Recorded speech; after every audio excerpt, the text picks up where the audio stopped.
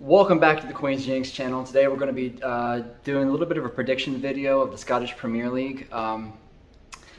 So before we get into the predictions, what I'm going to say is I had these predictions written and basically rehearsed before this past weekend when the league started.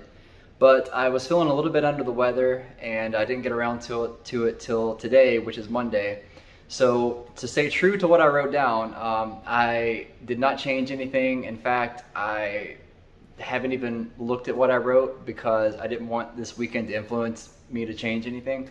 So with that said, I would have liked to have got this released before the first round of games happened this past weekend, but didn't get around to it. Life happens, so here we are. But yeah, so let's go right ahead and get into the predictions. It's going to be a fun league this year, especially with what happened with the Celtic and Hearts game, but we'll get on that. We'll touch on that a little bit later. So if you're unfamiliar with the Scottish Premier League, essentially there are 12 teams. The league gets split up into half of the final few games. The top half are fighting for the Europa/Champions League spot. The bottom half are fighting basically to stay up and to avoid relegation. So it's really unique how the league's set up. If you don't know much about it, I urge you to get on Google or Wikipedia and read about it. It's definitely a unique league. And so my friends and I are doing the Scottish Premier League. So if you're interested and you're a Scottish fan seeing this, I'm going to put the link in the bio. It's still not too late to join as of right now. So why don't you go ahead and join and show the Yankees up and show us that we don't know as much as you do about the Scottish Premier League. It'd be fun, and we'd love to have you and see some familiar faces from YouTube on there. So that said, we're going to get into my number 12. And my number 12 is a lot of people's number 12, which is Ross County. They gave up 66 goals last year, which if I can remember correctly, that was the second most, I believe. And to put that into perspective, you could combine the Hibs and Celtic last year, their goals allowed, and you still would have less goals allowed than Ross County gave up last year. They were one of the teams fighting for the bottom six in promotion, and credit where credit's due. They managed to fight. They managed to fight their way to one spot above relegation. So, hey, they stood up, and they're coming into this year with, in my opinion, obviously the weakest squad on paper anyway. They do have some experience with Watson and probably the coolest name in the league in Oil Shaw. They are the lone representative of the Highlands this year in the Premier League, so unfortunately I think it's going to be a tough go-around, but hey, maybe a team like Inverness or something can come in next year and do a little bit more than Ross County's done this time around. So, Ross County, I'm sorry, but I think you're getting relegated this year. So going up to number 11, which is the other team that I think is going to get relegated, I've got Livingston. They have a lot of good role players for the year. I think they overachieved a little bit last year as they finished quite a few spots higher than 11th. I just don't think they have a strong squad this year. I do like Devlin on the right, and I know they have Adam Lewis from Liverpool on loan. Obviously he might bring a little bit of a spark, but overall I think it's a weak squad, and I don't think I think these two teams are by far the weakest two in the league. And you don't have to agree with me. Let me know in the comments if you don't. That's completely fine. But I think those two are going to get relegated. And as I mentioned earlier, I do think Inverness might have a chance to go to... I'm not going to do a prediction video for the Scottish Championship, but I do think that they're going to get promoted, and I'm rooting for them. Shout out to Big Sam's son. I forget his name. But so moving up to number 10. Number 10, I have Motherwell. They are not my Scottish team, although I do have a soft spot for them, and I'll get to that in a minute. But they had a terrible goal differential last year, even after winning the last 3 games. I'm a QPR fan, and you guys have Liam Kelly, and I really hope he saves you guys from relegation this particular year, and I think he will. I also like Jake Carroll. I used to watch him from Cambridge a couple years back in the day. We share the same last name, so I've always been a fan of him just because of our name. And O'Donnell's probably going to be pretty good, but with the goal differential and losing their top scorer, Cole, to Barnsley, which I didn't know he went to Barnsley until I was looking it up. I'm in your corner and I'm rooting for you guys, but it's going to be a fight. I think losing Cole, already having that bad of a goal differential and losing Cole is just going to make things worse. But again, I do like Kelly, and we'll see what happens. I do think you're going to stay up, but it's going to be tough. So at number 9, I've got Dundee FC. And welcome back, by the way. I do like the fact that they brought they brought in Adam Legsons. I don't know if I'm saying that right. He brings a ton of experience, and he should be a good goalkeeper for this level. McGowan's still going strong. Overall, I think the squad is strong enough to stay up, but they're not going to avoid that bottom 6. It's going to be a fight for them, just like Motherwell, but I do think they have enough to stay up. At number 8, I have St. Mirren. So Jamie McGrath is back for one more Scottish Premier League lap, in my opinion. Enjoy him while you can, because I don't think he's going to be here long. And matter of fact, he may even be gone at the December, when the transfer window opens up this Christmas. Former Newcastle and Rangers keeper Alan Wick is back, and he's a top table keeper, but I'm just not sure where the goals are going to come from. If someone like Brophy can break out or step up, maybe I can see you guys fighting for a top 6 spot, or maybe even the 6th position. But I think you're just below the level of others. And I do think you can interchange St. Mirren with a couple of other teams, but just for the sake of me having to put someone here, I'm going to go with St. Mirren at 8. So the last team, per se, of the relegation battle teams I've got is Dundee. Not to be confused with Dundee FC. But I nearly put them 6 with Sagres back, and I will shout out to fellow Yank, Ian Harks. But my questions around Dundee really revolve around being consistent. I could see them being a few spots higher or even a few spots lower. The back line concerns me just a little bit too much really for me to put them in the top 6, but you know, they could, like I mentioned, you know, I could see them going a little bit higher, a little bit lower, depending on how consistent the team is. But hey, sorry Dundee. For now, I have both the teams in the bottom 6, depending on which side of the road you fall on, because I believe the stadiums are only like 100 yards apart or something, which, by the way, is really interesting and really unique also. So we'll get into the top 6. So at number 6, I have St. Johnstone. The Saints were sort of in the same boat as Aberdeen in terms of, which we haven't gotten to yet, but they were just kind of in the same boat with goal differential being a premium, as in they weren't scoring a lot. However, I don't think they addressed the scoring issue as good as Aberdeen did. And I'm not sold on Kane as the 9, and I'm also not entirely sure who's going to be the keeper, because they have 2 keepers, in my opinion, that are just below average, to be honest. And you can disagree with me if you want to. That's completely fine. That's the beauty of opinions. But I just think that, you know, in terms of, I think the top 5 teams are good. And I believe St. Johnstone has yet to get to that level, but they're just below it. And I think they're the best of the average teams, if that makes sense.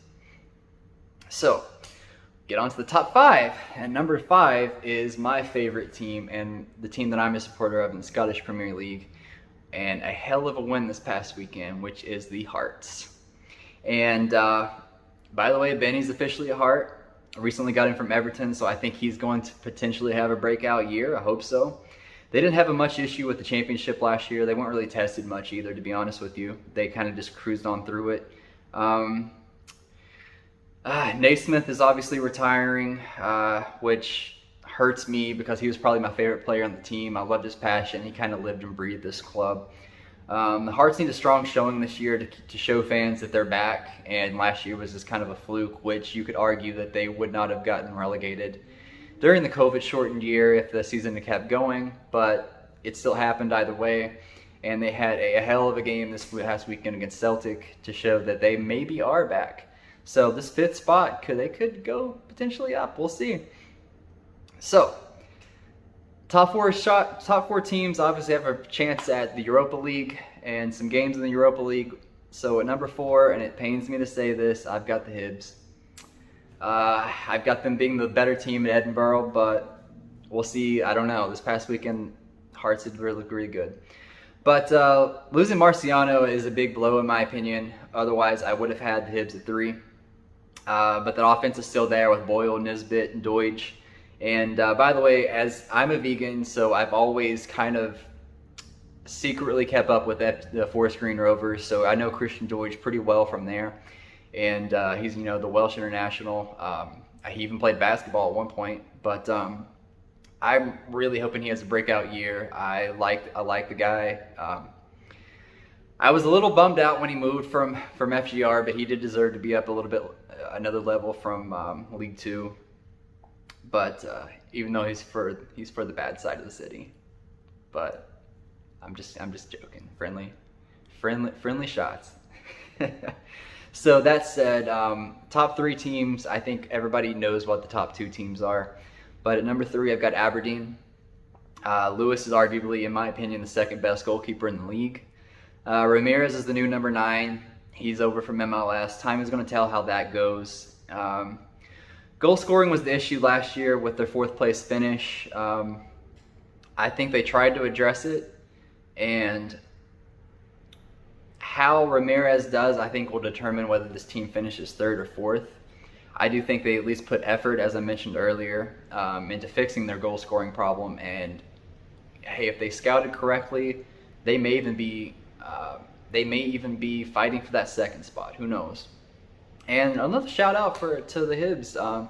They actually got Yankee Chris Miller not too long ago, which surprised me when that happened, because I do think the MLS overall is a stronger league than the Scottish Premier League. But in the Scottish Premier League, you've got a chance at the Champions League and Europa League. So maybe he found Europa League minutes, qualifying league minutes, attractive. And hey, more power to him. And I'm glad to see Chris Miller going to the Scottish Premier League, even though, again, just like Deutsch, it's for the wrong team. But we'll see. So that said, at number 1 and 2, just like everybody ever that predict this video, probably any other video out there. I know Thogden and Thogdad, they put out a video too. And funny story, I actually had planned on putting mine out, and they put theirs out the same day that I planned on recording mine, so that wasn't a coincidence. But if you don't know their channel, they're pretty much the pioneers of YouTube and soccer, so go check them out if you don't know about them. So number 2, I've clearly got Celtic because, well, we'll get to number 1 in a minute. But losing Ajer was a big blow in my opinion for that back line. And I know they've had links to Cameron Carter-Vickers, which I haven't heard anything about that recently. I don't know if that's still a thing or not. I'm not sure if Eduardo is going to be on the team even by the end of the year. I know he's been linked to several English teams. I do think Joe Hart, which they've been linked to, would be an upgrade over Bain, but I'm not sure how much better that makes the team. It's really interesting times for Celtic, in my opinion. I think they're comfortably in 2nd, but I do think this shift of power has happened really fast with the Rangers and Celtic. I think they're 1 transfer away from being 3rd and 4th, but I also think they're 1 transfer away from being very comfortably in 2nd. There's a lot of question marks. They brought in the Japanese player. I forget his name, but I know the new manager was his manager, I believe, in the J League. But there's just a lot of question marks, a lot of unknown. I don't know if Celtic is just going to try to reload or rebuild. We'll see what happens. But this dominant team for so many years just flat out blew up last year. And I think it was a mixture of them blowing up and the fact that the Rangers were just that dang good. So number 1, clearly, I've got the Rangers. They bring back essentially the same exact team that they had last year. Most of their players are in the prime. They've got a mix of veterans and young guys. I expect more of the same. Frankly, they're just better than anybody. They didn't even lose a single game last year, I don't think. McGregor is by far the best keeper in the league, even though he's getting up there in age. Morales could lead the league in scoring potentially. You've got Jermaine Defoe coming back. I think he's just essential to helping out that team because of all the experience he brings. Unless somebody drastically falls off like McGregor, Father Time is undefeated. As an American fan, that's kind of happened with Tim Howard. Tim Howard went from being unstoppable to basically being a liability. I don't expect that to happen to McGregor, at least this year. But expect another dominant performance from the Rangers this probably entire year. Everybody's going to be looking up at them. I don't know if the point differential is going to be the same as it was last year, but we'll see. Maybe they'll cough up a loss somewhere down the line this year. So that said, that's going to be my Scottish Premier League predictions this year. Best of luck to all the teams. I'm happy to be able to see them on Paramount Plus a little bit this year. Maybe we'll see some more games than we did on ESPN Plus last year. As a Hearts fan, I did see a couple of games through ESPN last year, but we don't have access to a lot. It's basically subscribing to the iFollow for the team if you want to watch them. I wish we got more of the coverage in the States, but we don't. So I'll be keeping up from afar and with Hearts TV. So that said, tell me what you think of the predictions. Do you like it? Do you hate it? What did I get wrong? What am I crazy for doing? If you're a fan of either of these teams that I mentioned, especially if the ones I thought were going to finish in the top 2, or the top 4 I should say, or if you're a fan of the teams that I thought were going to get relegated, let me know why you're not, or let me know why your team is going to finish higher. Interested to see what you guys think, especially from Scottish Premier League fans that keep up every single weekend. So that said, I hope your sport keeps growing up there. Hopefully we keep growing. Maybe we'll send some more guys over from the States, who knows. But best of luck to everybody this year. Everybody have a good week.